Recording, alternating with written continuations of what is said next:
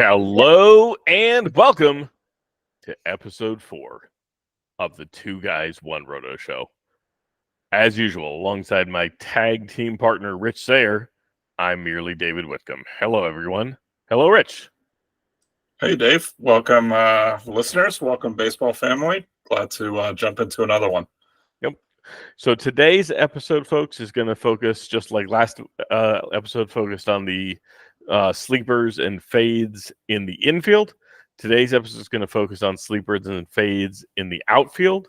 And we'll get into the particulars on how we're going to consider sleepers and fades in just a sec. But we wanted to lead off today's episode with utility players or DH only players, basically, because we both felt that perhaps DH only players are getting a little bit of a bad rap. There's more players this year than it seems there have been in recent years. Buxton, Eloy Jimenez, JD Martinez, Jorge Soler in some formats. So anyway, and obviously the elephant in the room being Shohei Ohtani. So I just wanted to take a minute to discuss. Don't just overlook a guy because he's utility only. Virtually all leagues have at least one utility spot. Some have 2 utility spots. You got to fill those spots anyway. It's good to get good counting stats, good rate stats, whatever from those spots. A lot of those guys are DH only because they can only hit. Well, hitting is a good thing in fantasy. So grab these guys. So anyway, Rich, anything to add? Yeah, no, I think you had it hit it on the head. Like, so that's the main part of the equation in our game for the most part. And there's some values there, especially, what I learned early on when I jumped into some of these roto leagues where you got to fill up your actual starting lineup to start with. A lot of people are concerned in locking up that utility spot. So you can take advantage of that. I think there's some upside value there in some cases. Yep, absolutely. And I wanted to talk in particular about, again, said elephant in the room just real quick before we get into the outfield spots, Shohei Ohtani. So he has an ADP of 11.8, according to fantasypros.com. Again, our friends over at fantasypros.com, we appreciate them, compiling this data for us. But 11.8, I'm going to make a quick case for he should be 101. He should be 1-1. He should be the number 1 overall draft pick, regardless of format. In redraft, in keeper, in dynasty, he should be your first overall pick. Keeper in dynasty, not an especially compelling argument, or not especially difficult argument, rather, to make. Obviously, he's the two-way player. He can do both. Get all the pitching stats, all the hitting stats, especially in daily leagues. All this stuff, we all know of this. But redraft, that's perhaps a bit of a take, is to say to take him 1-1. And I'm going to say this: there's never been a player like him. We all know this. There's never been a player like Shohei. So we don't know what happens when we take away the burden of pitching, right? We just don't know what that upside is. And Freddie Freeman, this is a bit hyperbolic, I'm sure, but Freddie Freeman was quoted recently as saying that anytime Shohei says he wants to steal, like they'll give you some sort of signal or whatever, he's going to take a pitch and he's going to let Shohei steal. And they hope Shohei steals 100 bases this year. 100 seems high, but it says here he is going to eclipse Acuna's 40-70 season from last year. He's going to go 50 dingers, and he's going to eclipse 70 stolen bases, and he's your number 1 overall pick as far as I'm concerned, just as a hitter. Not much to argue there. I mean, yeah, you're talking about a guy that's pretty likely to be 40, 100, 100, 300 batting average last year. Ton of value, obviously. I'm going to get on my soapbox for a second. I cannot stand formats. It doesn't matter this year. Can't stand formats where you can only use them as one or the other, hitter or pitcher. That's not really the way the game works. And actually, the game in real life expressly made rules to get rid of that element. So we'll see if the fantasy game catches up. But yeah, ton of fun to watch. I'd love to see what he's going to do this year. I think that's an interesting point where he's not dealing with any of the pitching element. And you look at the StatCast numbers, and it's like, wow, Right. Yeah, absolutely. So, all right. So enough of the DHs. So on to our outfielders. So in the outfield, obviously it's a deeper position. That you have multiple spots. You have a lot more players in the outfield pool than you do, at say second base or whatever, because there's only a finite number of second basemen, whereas there's three outfielders for every team, or three or more because the platoons and so on and so forth. But so what we decided to do was for our sleepers, they are outfielders outside the top 200 in the ADP, as opposed to 150 for the infield. And then for our fades, they were outfielders inside the top 100 for our ADP, as opposed to, I think it was 75 in the dirt. So there's that. And then what we added, just as an extra degree of fun, is we each came up with one super sleeper, which is an outfielder with an ADP outside the top 300, and a super fade, which is an outfielder with an ADP inside the top 30. So these are top picks. These are top 2-round picks that we're fading. So, but anyway, we'll get to those towards the end of the show. We're going to start off with our regular outfields. Rich, why don't you start off with your first outfield sleeper? Or outfield sleeper. Yes. Yeah, sorry. Outfield sleeper. So I'm going to jump in on my soapbox just very briefly again. We did this format as outfield, not individual real-life outfield positions. If you play in a league that does not use actual center field, left field, and right field, you are missing out. It's just more interesting, I think. But we went with the consensus, so we're talking about general outfield positions here. My first sleeper, I went with Henry Davis. So you're looking at an ADP late 200s, 278 or so. I am buying the offseason buzz with the swing mechanics and the increased bat speed and the drive line. But not only that, I mean, this is, maybe your classic, what you used to call post-type, prospect or sleeper. 1-1 overall pick, whether you think you should have gone 1 or 5, whatever, obviously top pick, incredible minor league numbers, and, in about 200 at bats, didn't jump right into it last year. So everyone's saying, forget this guy. You're probably going to end up playing him at catcher when he gets catcher eligibility, but you have the outfield eligibility, or if you are playing him in the outfield, you have the catcher eligibility likely as you go through the season. So a lot of value in that as well. So that's my first sleeper. Interesting pick. Yeah, and it goes with my mantra, always bet on pedigree. So, all right, moving on to my first outfield sleeper. It's Jung Ho Lee. Coming over from Korea. A lot of people have compared him to Luis Ariz in the outfield, possibly, like kind of a high empty batting average kind of guy. I think he could be more than that. He's coming over known as a superlative defender that adds value in both points leagues where he plays every day, and in roto leagues where he's going to rack up more plate appearances, more at bats, giving you more batting average. In other words, his 300 batting average is worth more than a guy with 100 fewer at bats, obviously. I think he has more value in points leagues or OPS leagues. I could actually see him getting to 60 or more extra base hits in Oracle Park, which is a doubles and triples alley kind of park. Even though the power is somewhat limited, 10 to 15 dingers, I could see him hitting 40, 45 doubles and 10 or 15 triples, and getting to 60 extra base hits overall. So there's my outfield sleeper number 1. All right, Rich, you want to lead in with your fade number 1? I do. So if you know me, you're probably not going to be surprised. I am going to jump right into Mike Trout. So Mike Trout as a fade. Yeah. Maybe not as big a deal in your classic roto leagues, but if you are playing, as I've learned a couple times, in any type of league that has a playoff format at the end of the season, forget it at this point. You look at numbers 36, 119, 82. Those are his games played for the last 3 seasons. Maybe part of it is that the Angels are never in contention at the end of the season, but when is that going to change? So that's my fade. He's at an ADP of 53 right now. Obviously got the talent. You can touch on chronic back issues as well. Not wishing that any kind of negative injury element on anyone by any means, but there's a lot of downside for me, and especially if you're in a playoff format type league. It's interesting to hear you say that. I was just talking with another friend of mine today about how Trout's counting stats, not his rate stats, because obviously his average and stuff will be higher, but his counting stats probably be pretty similar to George Springer's at the end of the year, like in terms of homers and steals and whatever. So he's George Springer with a much bigger name and probably a much bigger price tag. As you just evidenced. Anyway, my fade one is going to be Spencer Steer.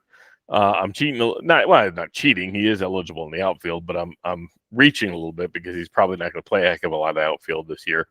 But he is just, for me, he's just boring. He's 25. He was a 25-year-old rookie. There's just not a lot of upside there for me. He, in his debut season in 2022, he had a 632 OPS and a 774 OPS plus. Those are both terrible numbers. He's an atrocious defender. He was a full win below replacement as a defender. And with the playing time squeeze in Cincinnati, even with Noelvi Marte out, I could see his playing time getting crunched, especially if he struggles, which is certainly within the realm of possibility. So there's my fade number one. I agree with you there. A lot of, for me, maybe 50s across the board, but yeah, not a lot of upside. And I agree with the playing time questions as well as Cincinnati gets better. And I forgot to mention Spencer Steer's ADP is 97.8, so he's barely inside the top 100, but he's there. So, all right, moving on. Rich, sleeper number two. So, I'm jumping in. If you've been listening to the episodes, I'm a prospect oriented, so you'll hear a lot of that from me. My sleeper number two is going to be Parker Meadows, going at 350-ish. I think just inside of 350. I see somebody that's going to get, I think, a lot of run with the Tigers this year. I think the Tigers are not a great team, but they're a little bit better than you historically, recently anyway, think of the Tigers. And I see a real opportunity for a 2020 type season with a decent batting average, and probably batting in the top half of that lineup somewhere. So I think that's a lot of value for somebody that not a lot of people are talking about right now. Good. Yeah, no, absolutely. Good. And he's Austin's little brother. That's got to be worth something. All right. My sleeper number two is he's with an ADP of 280.2. It's Chris Bryant. Simple as that. You find me another MVP who plays in Coors who's available in the 19th round. Okay. He had an atrocious year last year. Let's make no mistake. He was beyond belief terrible last year.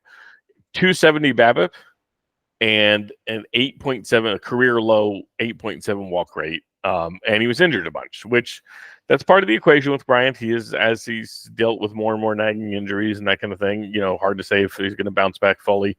But the 2 seasons prior, he had an 838 OPS and a 125 OPS plus. And as I said earlier, always bet on pedigree. I'll take all the former, top 3 picks that were MVPs on my team. I'll take all those guys. You guys pick the other guys. I'll take those guys. I'll take my chances.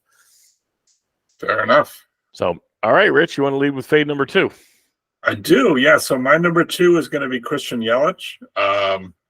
For me, I just think you're much more likely, playing your probabilities to see a season like 2020, 2021, 2022 than you are to see a last year's season.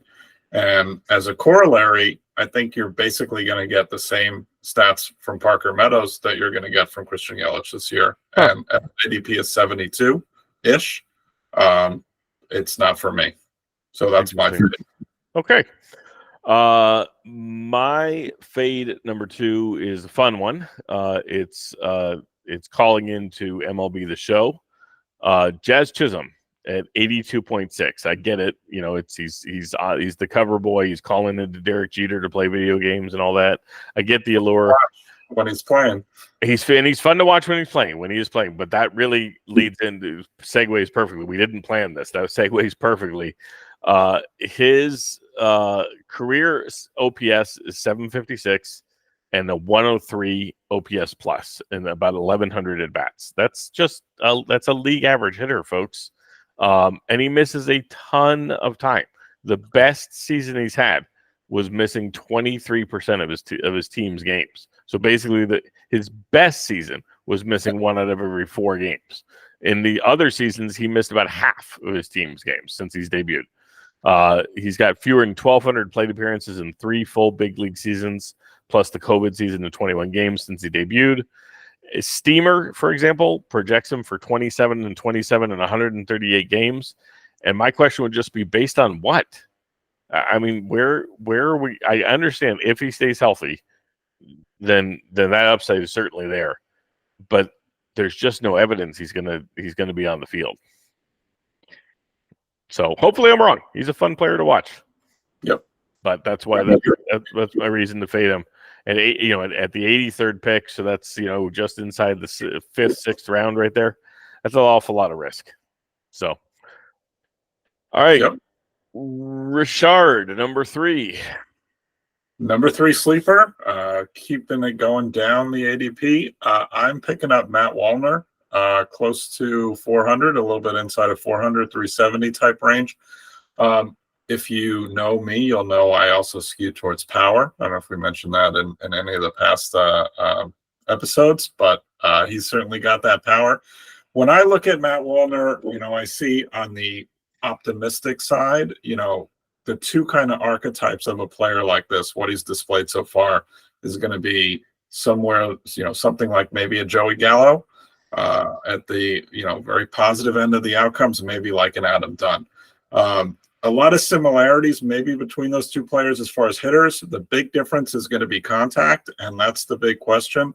Gallo was closer to a 60% type of contact range, and Dunn was close to a 70%. So that does make a big difference for this type of player. Gallo never hit over 63% in his career for a full season for contact. So Wallner was at 67 last year. Never yet. Well, yeah. That's right. We can't call it we can't close the book on that. That's fair to say. So at this early stage, so we're only talking about, 200-300 at bats, he was putting up 67%. So the big question is now, can he make some small adjustments, bring that up a little bit, be a very serviceable player, get to that, legitimate, very high-end power?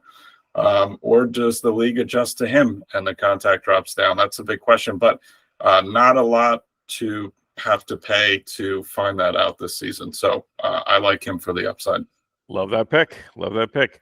So my 3rd sleeper is a similar kind of player, similar-ish kind of player as far as hitter anyway. With an ADP of 288, it's Jack Suwinski. And Jack Suwinski and Matt Wallner have a lot of similarities in that they, I don't know about Wallner's number right off the top of my head, but Suwinski was in top 10, not 10%, but top 10 in barrel rate and top 50 in hard hit rate last year. And as Keith Olbermann likes to say, he hit the ball real hard. So he also his Statcast numbers are fun. 96th percentile in chase rate, 94th percentile in walk rate. So he doesn't swing at bad pitches and he takes a lot of walks. Maybe this is a consolidation year, right? You got tons of raw power. He's a good athlete. I could see him being a lots and lots less OBP Schwarber, who also just so happens to play really good defense. So that keeps him on the field every day. So I don't know. I like the raw. I like the athleticism. Think he could really have a big consolidation year and really skyrocket up draft boards for next year. So had the same as I'm looking now, 67% contact. So no, there you go. There we go. So all right, fade number 3. Fade number 3 for me is Anthony Santander. And then a couple elements here. So I think we were looking at inside the top 100. This is cheating a little bit again. He was 117. But you have some of those elements that you were talking about for me with Spencer Steer. He's not exemplary in any one element. He hits lefties very well. But as you have this surge, a little bit like Cincinnati, but even more so with this surge of young talent, I can definitely see him getting squeezed for at-bats, especially as the season goes on. Maybe playing more as a platoon type player, spot starts here and there. So just I see the numbers, the counting numbers not being there this year relative to where he's getting drafted. You think about it as reliable, and I see a lot of downside. Yeah, couldn't possibly agree further. He does have the I don't know, there is something to the major league element of he is the professional hitter, right? He's the veteran in their lineup, all that kind of stuff, whatever. But yeah, ultimately talent triumphs everything, or talent trumps everything rather. Yeah, I could definitely see Santander losing at bats over the course of the season to some of the gifted youngsters that the Orioles are going to be bringing up. So anyway, last fade I've got at 62.2, so just barely outside the top four rounds. So just early fifth round pick is Kyle Schwarber. Kyle Schwarber's ADP is interesting, and I meant to make note of each of the ADPs, but his average is 62.2, but his NFBC ADP is 82. So what does that tell us about where the expert thinks he belongs? The experts think he belongs about 20 spots lower, and he's going on average in all the other leagues. And all that average is brought up by all the other leagues. The 82 is the only thing dragging it down. And similar to Rich's BABIP corollary that he brought up on the last episode with the infielders, if he loses 20, 25 points of on base, he becomes borderline unplayable. Like, he's absolutely rocking a razor thin line of I've got to hit the piss out of every single ball I make contact with. And when I don't make contact, I've got to draw walks. And if he loses even a little bit of that, like I said, he becomes borderline unplayable. He was only a 0.6 of a win above replacement player in 2023, in spite of all the homers. So, he lost 6 points of hard hit percentage last year off of this previous year. So, loses another 6 points. Now he's not hitting as many home runs. Now he's not as much of a threat. So now he's not getting walked as much. He's the ultimate 3 true outcomes player. He's a ratio killer in roto or categories leagues. But for me, yeah, major fade. I wouldn't take him anywhere near. I wouldn't take him in the top 100, frankly. Even with the power numbers being so prodigious. Yep. Yeah, I'm a power guy, so I might have a blind eye. But if you shine a harsh light as you are doing now, I think as you were going through that, what really resonated with me is, like you said, you lose a little bit of on base. For him, they're batting him leadoff, even though he's got a 320, 330, 340 on base. So that gets closer to 300. Now maybe he's the 6-7 hitter, and you lose a lot of at bats, even if you're still playing every day. Good point. So, yeah. A couple different avenues to see those at bats go down. Yep. All right, so we're into our super fades and super sleepers. And Rich, I think we should start off with our super sleepers, because I think the super fades are, well, I don't know if they're more fun. That's hating on players is not fun, but the more to talk about, maybe. Yeah, more to talk about. That's probably a better way of putting it. Yeah. So why don't you start off with your super sleeper, bud? I'm going to dig back into my prospect world. My super sleeper is Luis Matos, ADP of 491 right now. So part of that is the question about the roster, right? Is he going to start with the big league team? What's going on? I also skew towards a dynasty type format, so that's maybe less of an element for my typical thinking, but I see a lot of upside. Again, I think people have a short memory. This is a top 10 type of prospect 18 months ago with a great hit tool. The hit tool is not in doubt. It's really a question of adding some meaningful power in games. You're kind of seeing extremely small sample size elements and some chatter in the offseason that maybe that's happening, but it's still very young. I think a ton of upside at, something around pick 500, basically free. I think it's a flyer that could pay a lot of dividends. It's interesting. Wow, that's you're putting me to shame on the ADP here. So my ADP is only 360.8, but it's a personal favorite for those of you who know me. Leody Taveras is my super sleeper, and he's interesting in that he's known as a glove only guy, but he's just about in the top third in average exit velocity, 65th percentile, Hard hit percentage, he's 63rd percentile. And expected batting average, he's 75th percentile. So he's just about the top third in three pretty major categories. His fielding, also superlative. You guys know that's near and dear to my heart. That means you stay on the field. If you field well, then you stay on the field. His fielding is superlative, 92nd base running value. Also, the Rangers, you look at them and you say, well, they have an outfield crunch, right? They've got Adolis Garcia. They've got Wyatt Langford. They've got Evan Carter. None of those guys is a true center fielder. You know who is a true center fielder? Leo Taveras, right? He's one of the better defensive center fielders in baseball. I don't think there's a lot of upside here, but especially for those of you who play in either categories or roto formats, I could see 25 to 30 bags out of this guy. And that adds a lot of value at, again, towards the, approaching the 400th pick in your draft. So I love him in that lineup. Yeah, I think that lineup's going to turn over a lot. So, yeah. Yep. So, all right. You want to do your super fade first? Do you want to do mine? It's up to you. You go ahead. Why don't you go ahead? So you can't fade anyone more than the number 1 overall ADP right now. I'm fading Ronald Acuna. So again, I personally, love Acuna. Super exciting to watch. I think if you're looking at this purely from a fantasy standpoint, I've had an issue with, I've had a concern with the knee for a little while. And I would have said this before this came up earlier in this year.